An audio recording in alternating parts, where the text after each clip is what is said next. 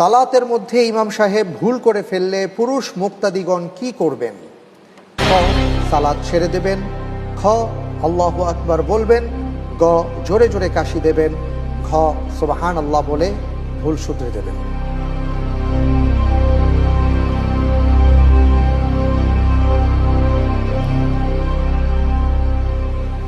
আলহামদুলিল্লাহ, এটি একটি গুরুত্বপূর্ণ প্রশ্ন।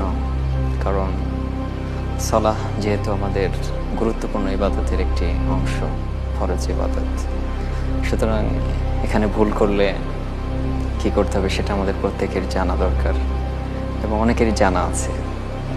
তো এখানে যে প্রশ্নটির উত্তর হবে সেটি হচ্ছে খ, আল্লাহু আকবার বলবেন।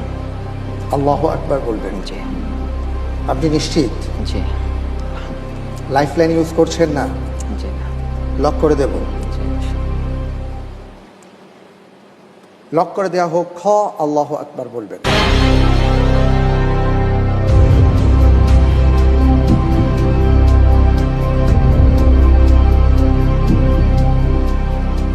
আচ্ছা, যদি এমন হয় যে ইমাম সাহেব মনে করুন যে উনি সালাম ফেরাতে ভুলে গেছেন, তাহলে সেখানে কি আল্লাহু আকবার বলা হবে?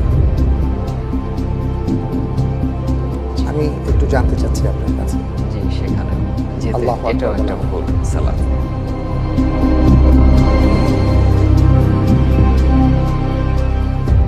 আপনি যে উত্তরটি দিয়েছেন, আপনার উত্তরটি সঠিক হয়নি। উত্তর হচ্ছে সুবহানাল্লাহ বলবেন।